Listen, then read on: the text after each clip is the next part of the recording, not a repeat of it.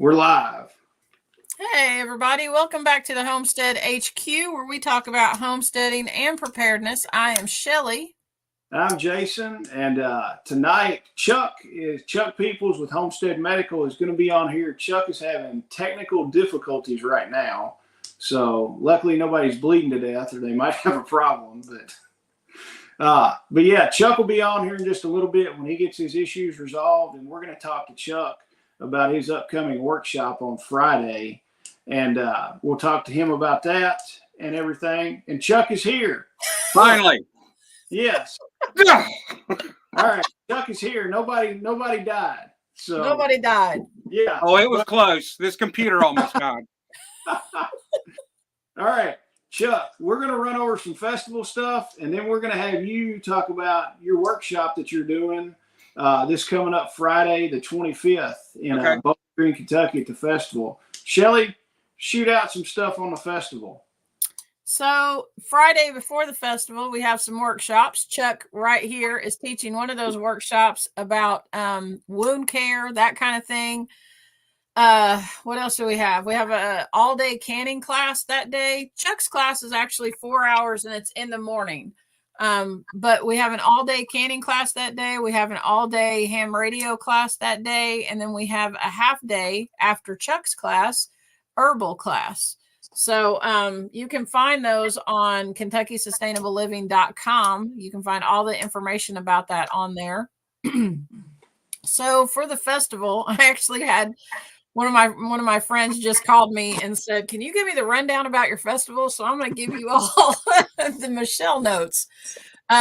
So Saturday and Sunday, we have several speakers coming out, and we'll go through that list more intensively later on in the show. But we have several speakers coming out. The doors are going to open at 8:30 in the morning, both days. And then speakers will start around 10.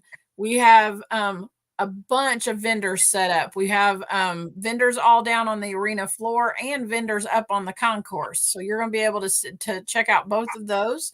We have 4 of those booths on the concourse are going to be demonstration booths for the whole festival.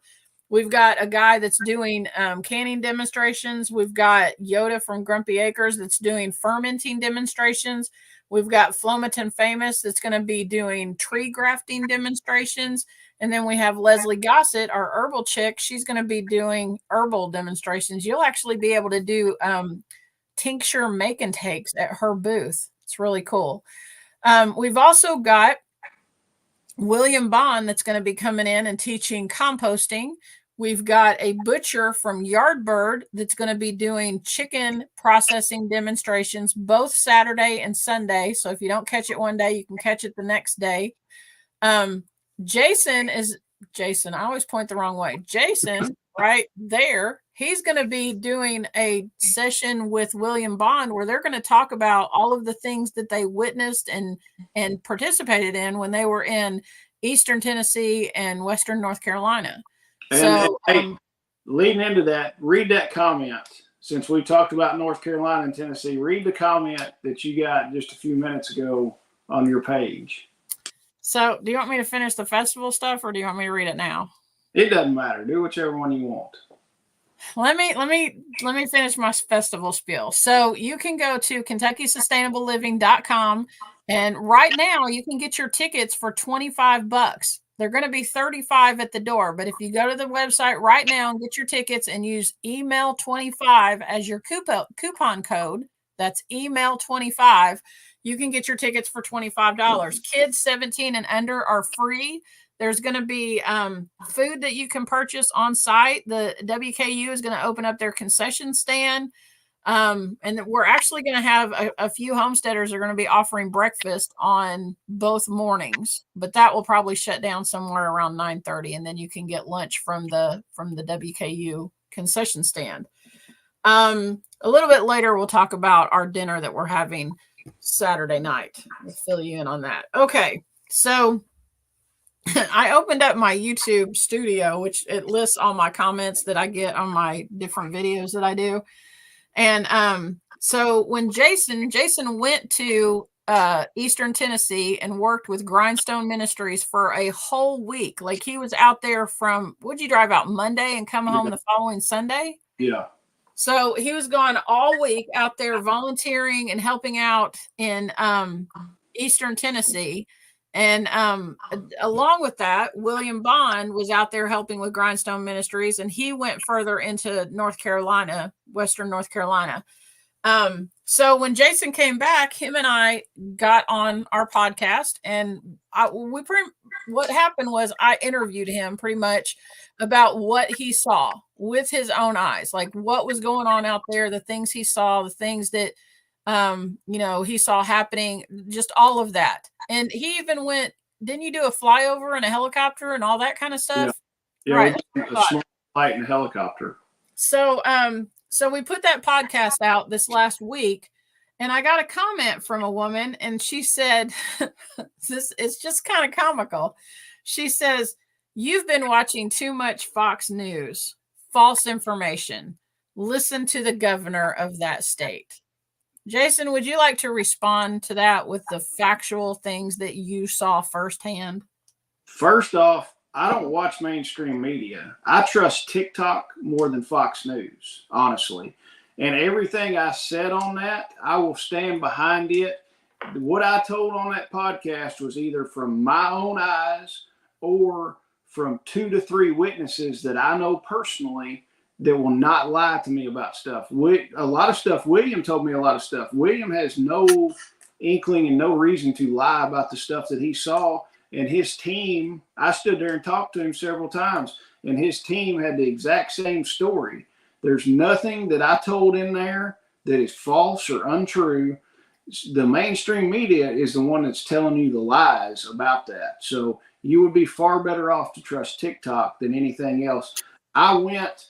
The helicopter pilots, they told me personally, they're like, we are being grounded at certain times and we cannot fly in certain spaces for some reason. That's straight from the pilot and the navigator telling me that. That's not like Joe's mom told me from Sally and it went through a telephone. It's straight from the guy in the helicopter. I'm standing by the helicopter and he's telling me this.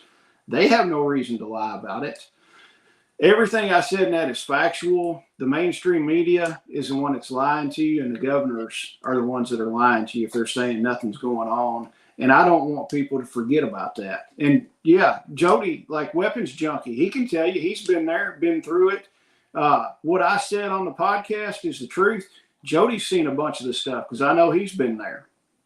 Well, you also know, just to go down a little farther south in Florida, they cut off last week collecting death information on any deaths from the hurricane in Florida, the second one. And on this one, I don't know if they've cut it off yet or not, but I know my source, and this is FEMA, and this is directly from FEMA. And if that woman wants a comment, go ahead. I'll show her the freaking report.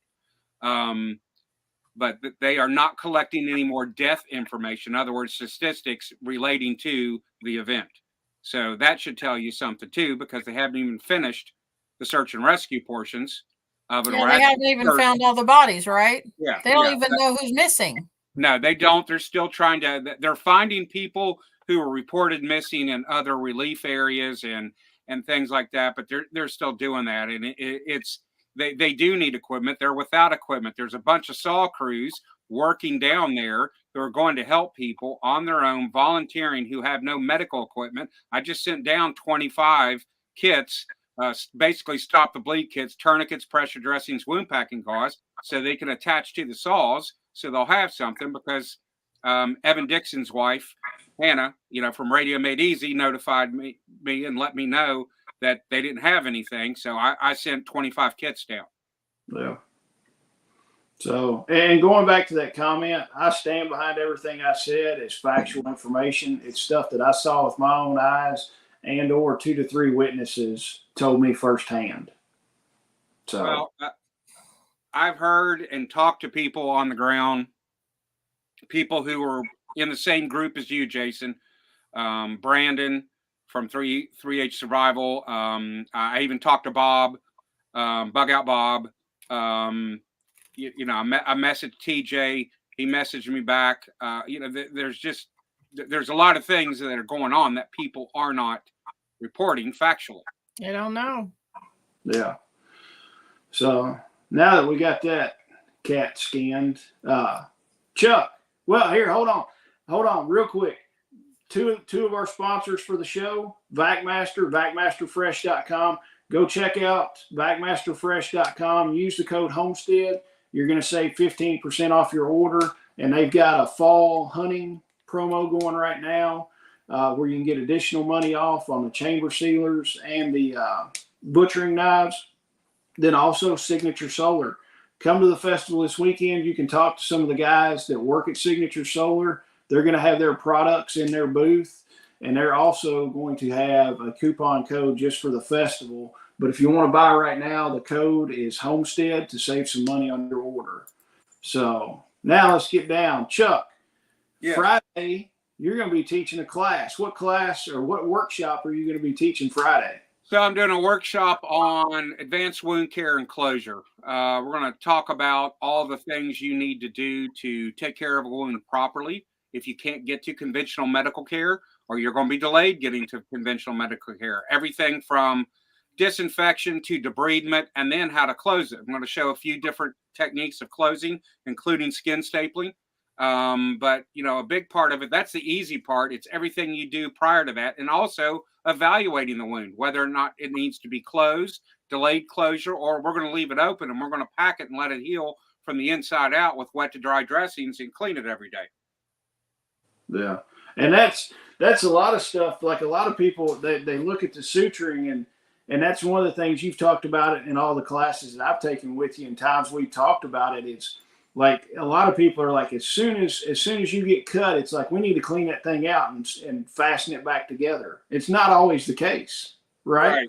No, there's a lot more with it. You can't, it's not, you've got to evaluate the wound and see what's going on. How much debris did you have in there? How was it cut? What environment were you on? Were you underwater? Were you in dirty water? Stuff like that. There's a lot of things you have to look out for. And tissue on the outside is much different from tissue on the inside. So you have to evaluate that tissue to see, is there going to be viable tissue there? Do we need to debride that tissue? In other words, remove that tissue that's going to die or is dead. And then you have to look at the structure of the wound and see what's going to be best for the proper healing part. Or that radioactive water that's certain. There's that too. Hey, we've got a question. Can you see that, Chuck? Found these bandages on that act like stitches. Do you place them over open wounds or little close? All right. Well, it depends on which one you have. I have some. I wholeheartedly endorse Closix. That's the ones I sell simply because they work the best. There's a lot of ones out there, and a lot of people go, "Oh, this one's cheaper than this one." There's a reason it's cheaper, because it sucks.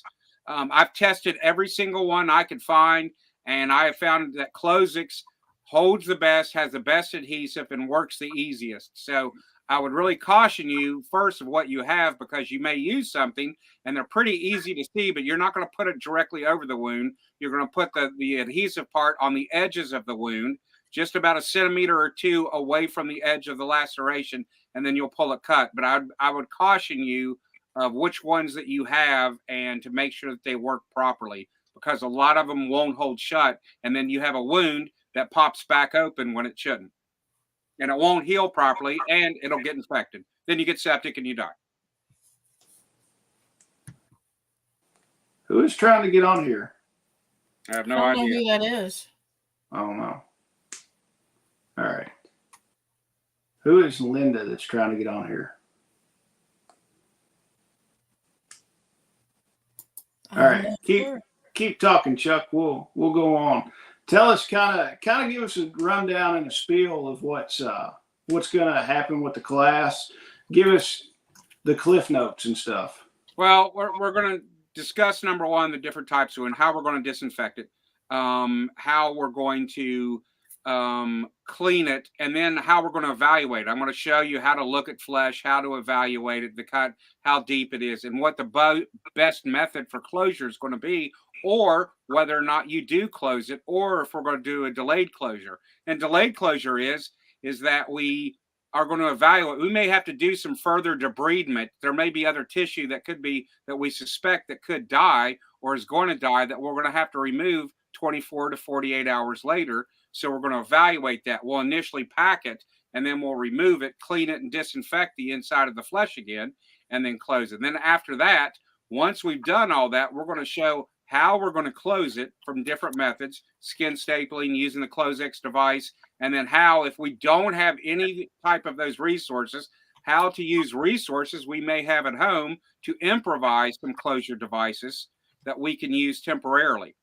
And then from that, we're going to how to care for it. There's a lot to it, and it's going to be from the minute the class starts until we end, it's going to be nonstop. It's a lot of information to pack into 4 hours, and it's very hands-on. So you're not going to be doing death by PowerPoint. People who know me know when I teach, I don't use PowerPoint a lot. I like people to drag big TVs down to their shop so I can use them. Yeah, in our class, he used PowerPoint all of like 10 minutes, and then that was it. We were up doing stuff it was 2 days. We were doing stuff the whole 2 days. And it took an hour to set the TV up. I know, right? It did. But I like it to be hands-on. Adults are tactile learners, and how else are you going to know? How are you going to get the experience and understand the technique unless you're actually doing it hands-on? And I like to take individual attention with each student to make sure they understand the technique and what to do, because this debridement is minor surgical skills. You're going to be using surgical instruments, and you're going to learn how to use these properly and manipulate them to debride the wound properly. Yeah. Now, we're talking about the different types of closures. We got Close-X, stitches, and staples. I think I know the easiest to the hardest way, but tell everybody kind of on your medical opinion, the easiest way and then the hardest way to close a wound. Closing is very easy. It depends on, again, you have to evaluate the wound. If it's a simple laceration, the Close-X device that you would normally use, maybe sutures or maybe even staples, you can use that for. If it's a larger laceration, and again, it comes into evaluating the wound, staples are the easiest thing. And here's the reason. Everybody wants to be cool and suture and do all that, which, yes, it's an art form in itself, but you don't have lidocaine. Do you really want somebody poking a needle? And then for the next suture, poking a needle. You're getting 2 pokes for every suture into your flesh. It's not comfortable. It's not easy. Staples literally take just a few minutes, a few seconds to do. You can put 3 or 4 staples in somebody, and ask Jason, ask Shelly. They've both had them. Shelly Love, she jumped up and knocked people out of the way to be able to go, staple Jason first. Yes, I did. Testify. Yeah. It's a little pinch. A bee sting hurts more than what a staple does. And coming out, and they're very easy to do, easy to teach if you're taught properly and use it properly. Yeah, and the staples do not hurt. Honestly, I would rather have staples than a bee sting or a wasp sting any day. Staples aren't used for modernly because it's cosmetic. People don't want scars. They're going to leave a bigger scar than what sutures are.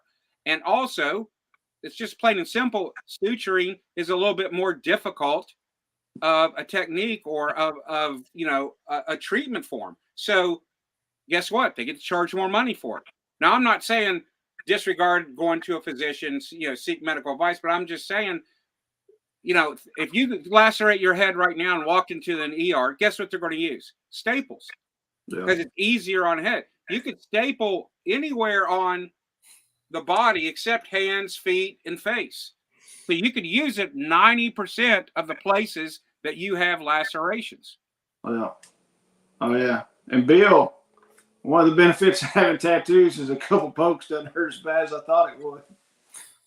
Well, tattoos and getting sutures, having a larger needle stuck through you, it's a little different. But yeah, you would probably take it better than most.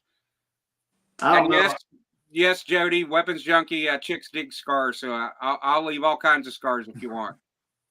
Hey, I've got lidocaine in my bag, so if I've got to get sutures, we're shooting me with lidocaine and doing it that way. Well, yeah, and that's the other thing. To do sutures properly, I could teach you a couple, 3 simple sutures, but using lidocaine is not, it's not what you think. You're going around in a little circle around the cut and numbing it. You're doing a nerve block.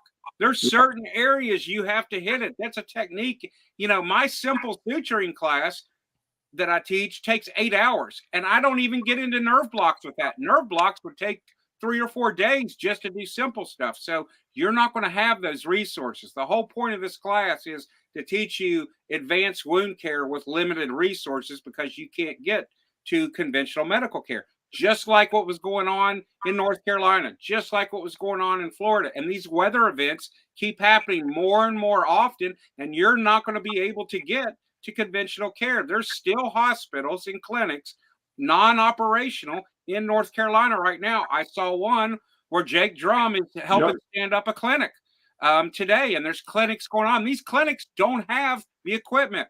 Bob Lester was taking oxygen down to him. I was working with him to get supplies and stuff to one clinic that's down there, and they don't have anything. They've got a lot of drugs. They don't have things like oxygen.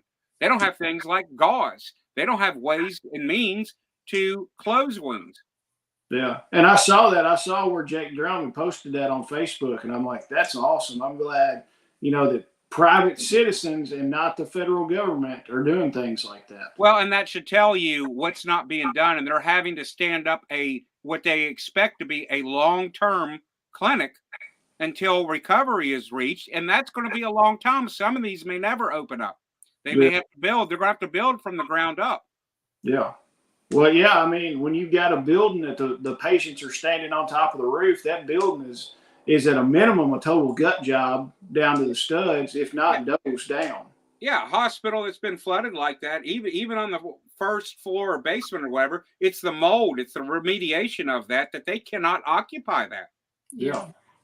So, yeah, I mean, and a lot of people going along with that, they're like, oh, this thing will be done in a couple months. It's going to be going on for years and years down there. So that is, I mean, those makeshift and, portable clinics are going to serve a real good purpose. And that just goes to show that being more medically prepared, I mean, it's just like communications.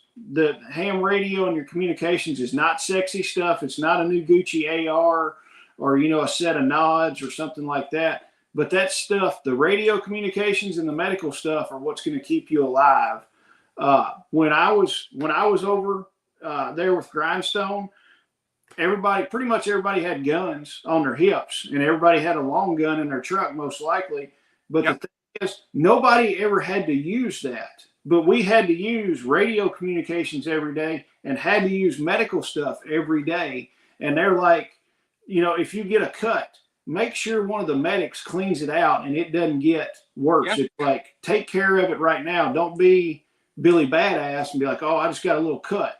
And you have to follow up. The medic needs to reevaluate that and look at that laceration, depending on the severity, a day or two later also. And medical and communication are like this, that you can't have one without the other, because if you're trying to do something, at some point, you're going to run into something where you need some sort of outside help.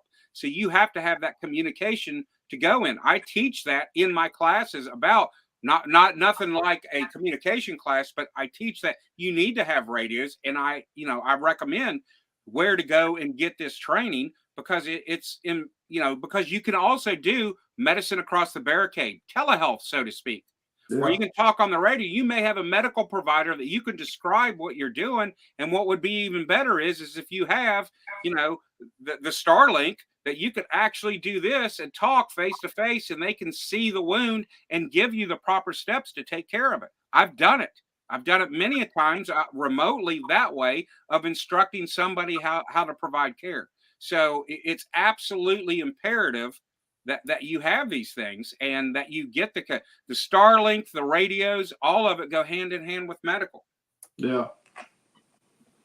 Oh yeah. I mean, that's the thing, but it's not fun, and it's not sexy. So it's not. It's not.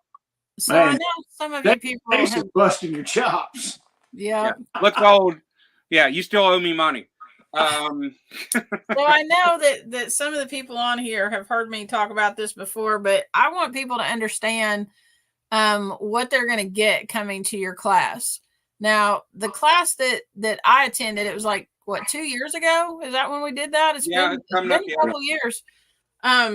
It was a 2-day class. There was a lot of stuff packed into that 2-day class. But since that class, because of the stuff that Chuck taught me in that class, I have saved us 4 ER visits because I knew how to take care of what it was because of the stuff that he taught me. Not to mention when Randy had knee replacement surgery at the beginning of the year, we had this whole episode with a drain tube that really freaked me out until it kicked in. And I was like, okay, I know how to fix this because Chuck taught me how to fix this. So yes, this is a 4-hour wound care class. I promise you, he will have it packed full of skills that you will be able to take home and use, that you will be, because you may not think, going into doing a 2-day class, I was like, I don't know if I'll ever even use this, because I've had years and years and years of first responder, first aid, CPR classes for my job. I've never, obviously first aid, I put Band-Aids on and all that stuff, but I've never done CPR on somebody. I've only ever done it on a dummy in a class, and I've had several of those classes. So going into Chuck's class, I was like, I don't know that I'll ever use this. I literally have used it, kept us out of the ER 4 different times. You totally will use the stuff that you learned, just like Nicole just said. You will use the stuff that you learn in his class. And when those emergencies pop up, you're going to be sitting there going, I can handle this. I know how to do this.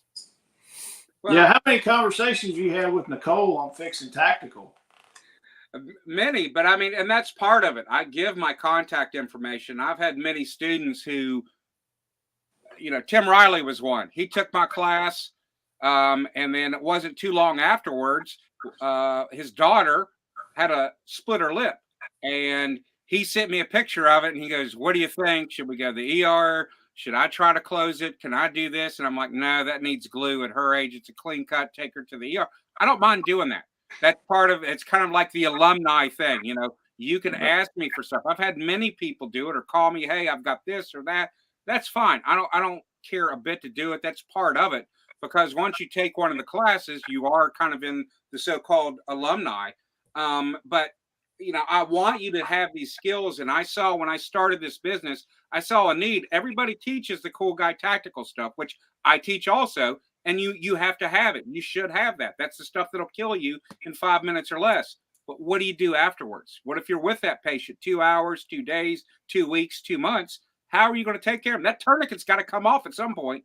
You've got to do that. So how to do the prolonged care, the remote care with limited resources, and what resources you actually need, what gear you should actually buy, not, going out and going, well, I'm not sure. I'll just buy this kit because it looks cool. Or these people say I need this. There's a lot of people who are pushing stuff that you'll never use. It's ridiculous. And most importantly is take the training so you know how to use it. It's absolutely important. Right. That's the biggest key. You can have a warehouse full of equipment, but if you don't know how to use it, it's useless. Yeah. Jeff will teach you how to use everything that he talks about and everything. He'll have stuff there for you to learn how to use it. Even an MRI machine. Yeah, I wish. And each student is going to have the instruments in this class to do it. They're going to have simulators in it. They're going to put staples in. And we always have every class, except my last class, the first time ever, nobody, and that was the suture class, but I also taught staples. Nobody wanted to staple somebody else. Never happened before. Really? Never. That's the only time I said, you are a weird group. Usually, okay. Let me tell you, here it comes. If you sign up for Chuck's class tonight, if I get an email that you've signed up for Chuck's class tonight, I will let you staple Jason. I knew that shit was coming. I saw the little gleam in her eye going, yeah. So. Well, we actually clean the site, everything. It's not like you just pick up a staple gun and go to town. We sanitize everything you do, but if you volunteer, you want to do it, you're adults. But let me explain something to you. I've literally had 6-year-olds staple their parents and do a good job. I've had kids as young as 6 participate in the class. 8-year-olds, 13-year-olds, 14-year-olds. I mean, Isn't that amazing? I don't know how many kids I've had in class because I'll allow, parents will ask, hey, my 8-year-old, is it all right if they come and just watch? I said, no, they could come and they could participate because they might be the one who's going to be there to help you when you're by yourself because, you're on a homestead or your farm or whatever. You're probably in a rural area. Do you know how close your carriers, your EMS, your hospital, and in a weather event, can you get to them? Look what's just happened. They're still finding people they didn't know about who needed medical help, and people have died because they couldn't get to conventional medical care for very minor things. Yeah. Oh, yeah. Jeff, if Jeff signs up for the class tonight, he can staple me. That's right. Anybody that signs up gets to staple you. Anybody. I'll let you staple me. If you don't want to staple, there'll be like 15 people sign up, and Jason will have. That's right. We're going to staple Jason up both arms, both legs, and then my son Chase, who's in here, he always plays the patient in my classes when he's there. So I'll let you staple all over his head. I have absolutely no issue letting you do that. We're going to look like that pinhead guy from Hellraiser before.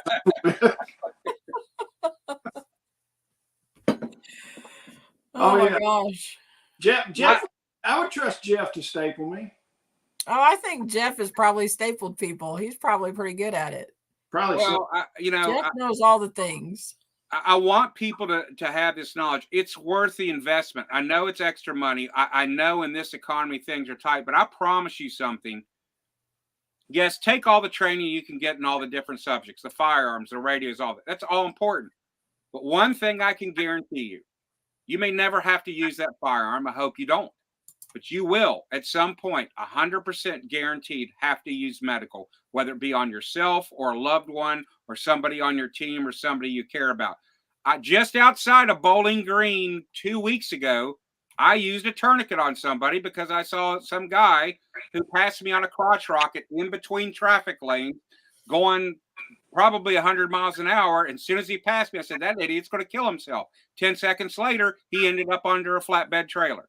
Oh my gosh. And I got out, thought he was dead, and apparently he wasn't. I had to use a tourniquet on him. But I'm just saying, you'll roll up on things like that. You're going to see things like that where you're going to need medical. And I'm just telling you, these skills, I'm not an expert, but I've done this 30 years. I've done this. I've put staples in people more times than I can remember. I've done it at events when people have injured themselves. I've done it many, many times overseas, different countries around this world. I'm just taking what I've learned in my experience to pass on this skill and knowledge to you so you can be better prepared if you can't seek conventional medical care. And all of this is transferable to livestock. I've had many of past students tell me, hey, and I get a picture of a goat or a cow or a sheep. I had one a chicken. That was the first. Yeah, I've had 2 people with chickens. So they're using this, it's saving you money because it may be something, hey, I could take care of this. I don't need a $3,000 large animal vet bill. I can take care of this simple thing. Yeah. And then one of the other things, going back to the hurricane stuff, it's all over TikTok. People are putting what they need for supplies. People are asking, of course, for, food, water, heating stuff.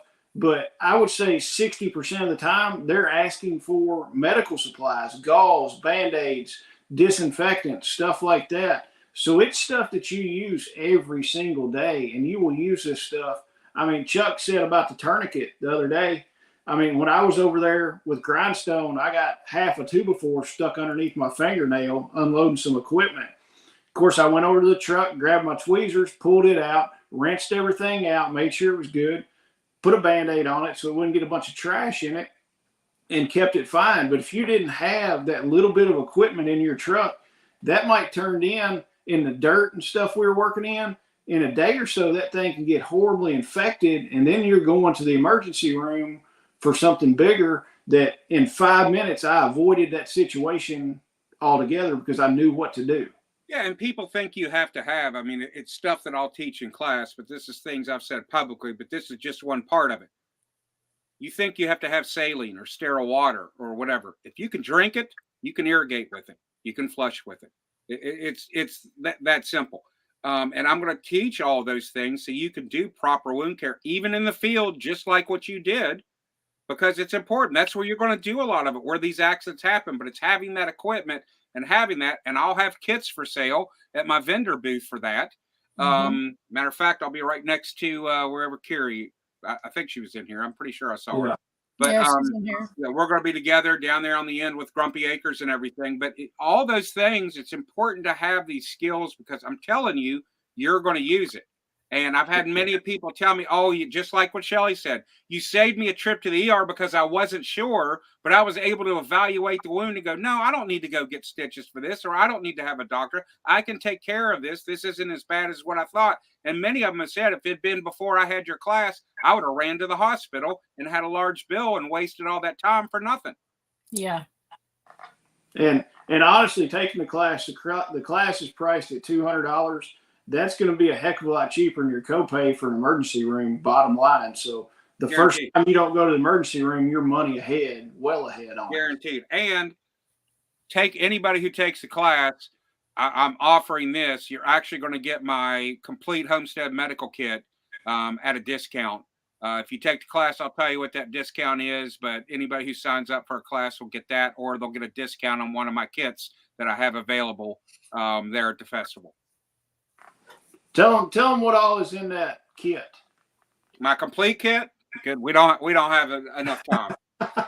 You're not getting just gauze. You're getting boxes of gauze. You get a box of 4x4s, which is 100. A box of 2x2s, which is 100.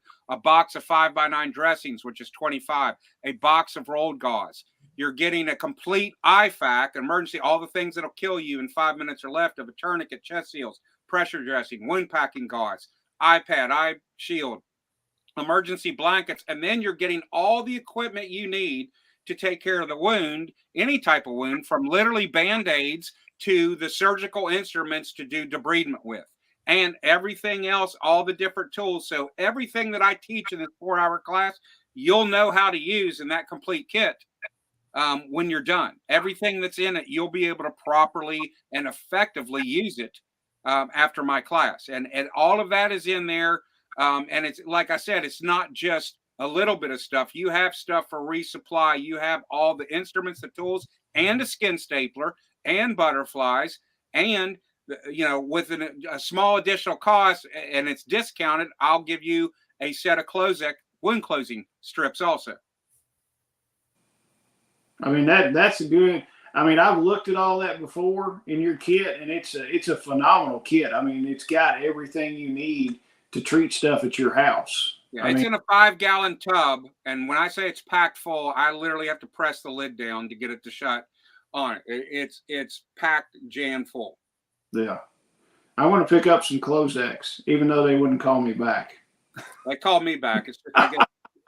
It's on that level of importance, Jason. I guess so. I was going to tell them I'm a doctor next time, see if they talk to me. Yeah, I became a distributor for them. I tested their products. I've used it actually in past classes. Matter of fact, I used it in the class I taught last festival. So, but I've tested them for quite a bit, and they seem to be the best. And I'll use them on any family member of myself or anybody else I treat, because that's the only thing I carry in my med bags.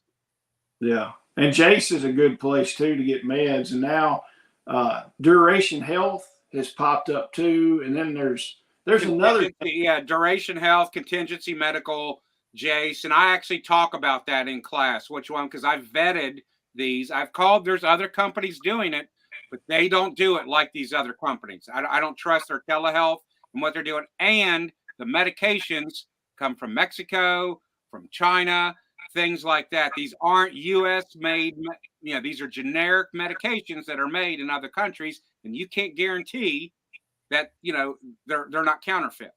Yeah. Oh yeah. That, or have a good general practitioner. There's that too. And I explain how to approach your doctor and have discussions with them and other alternatives. Yeah. Oh yeah.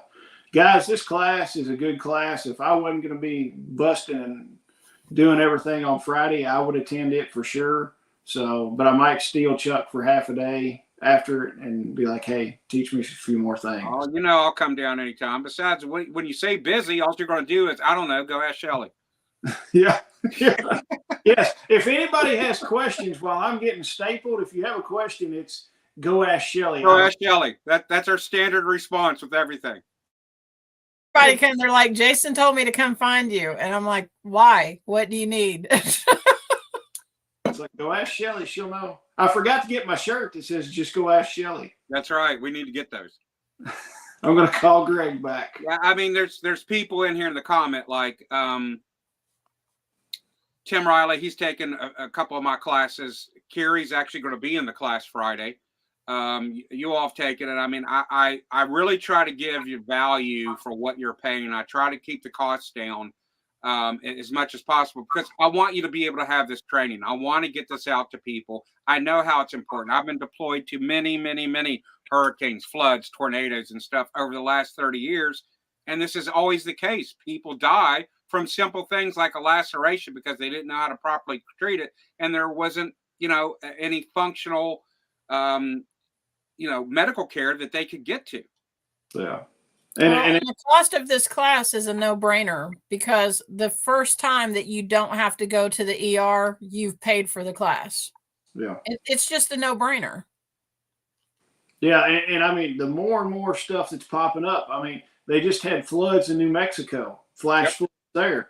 There's just stuff going all over the country, whether it be man-made or natural. It's not getting any better. We've got all kinds of stuff that's going on every day. So the medical system is not going to get any better by any means. I think it's just going to get worse. It's going to be more strained. Yeah. And the other thing is, if you look at it like just now out west, the wildfires, there are people cut off. There are people cut off to any type of help. They can't even get air assets in because of the smoke and stuff like that. So you're on your own. You're your own first responder. I know that's the quasi saying, but it's the absolute truth, and have the equipment. You don't have enough gauze, I can promise you. Jason's trying, but he's not quite there yet. You don't realize how much gauze you'll go through just taking care of one wound. I will have enough gauze when I have to build a new building. But you have to admit, Jason has more gauze than most. Jason's very well stocked. I mean, I've looked at every single one. And I'm not going to, break into your security, Jason, but he's much more well prepared than most people medically and has quite a debt. But honestly, a few sick people that you have to take care of for a long time, you're going to go through a lot of that. It's going to be depleted. You'll go through it quick. I sell boxes, cases of gauze, and it's cheap. I think a case of rolled gauze, 4-inch rolled gauze is like $40, $45 on my website. I'm a great businessman. I don't know my prices. So, but it's like that. And I sell it by the case because it's cheap. How much you'll spend that nowadays for a couple people to go to lunch. Oh, yeah.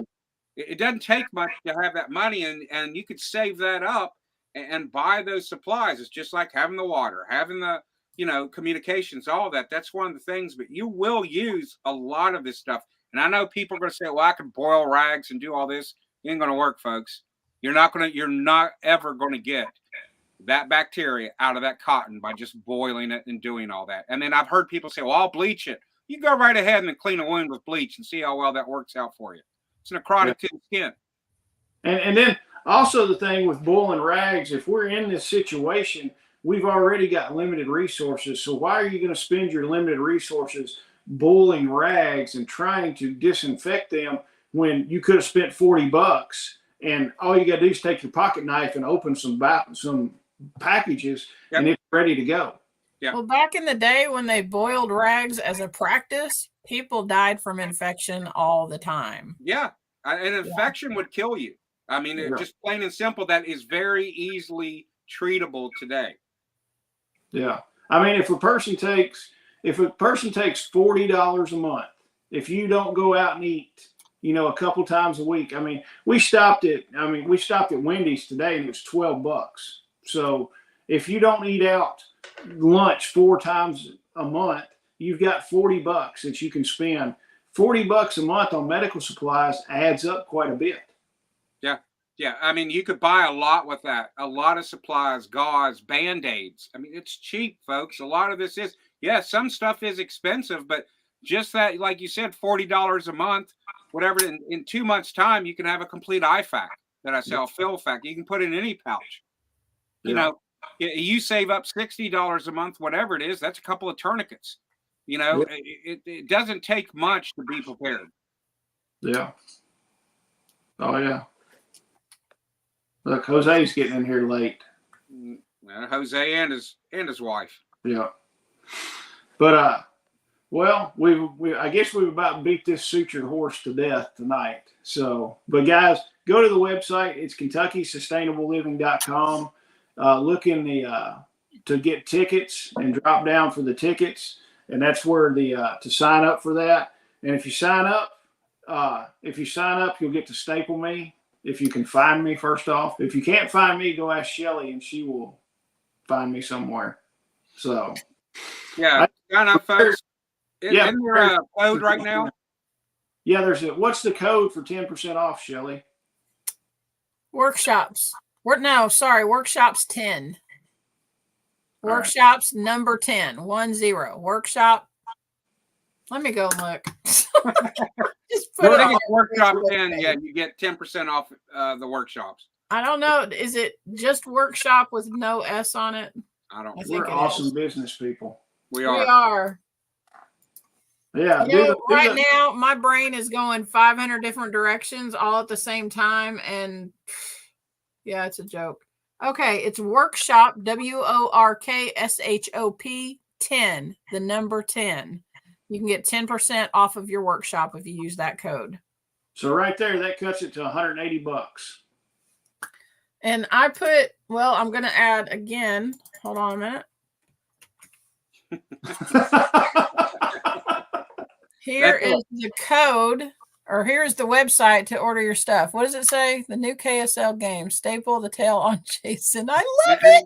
And Forrest would know, and Forrest, I will say, we worked together in Puerto Rico when the hurricane wiped everything out there. So he can attest to how important having this and how little resources are. I mean, Forrest is a great guy. He's a medical provider.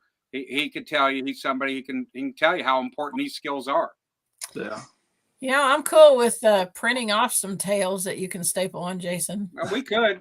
That'd be the whole fun for the weekend. I'll give you a staple gun. You can run after it. If you can get Jason stapled with a tail on him, but when he doesn't notice, I'll give you a free staple gun. Or maybe we can staple a gun or a paper to his back that says "kick me" and make him wear it around. There you go. That goes back to what Forrest said last night, that you need permission or a license to speak.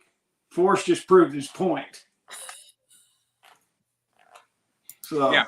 So yeah, for you new people coming in, if you sign up for Chuck's medical class tonight, if I get notification that you signed up tonight, you get to staple Jason at the class. And 10% off too. And 10% off with Workshop 10.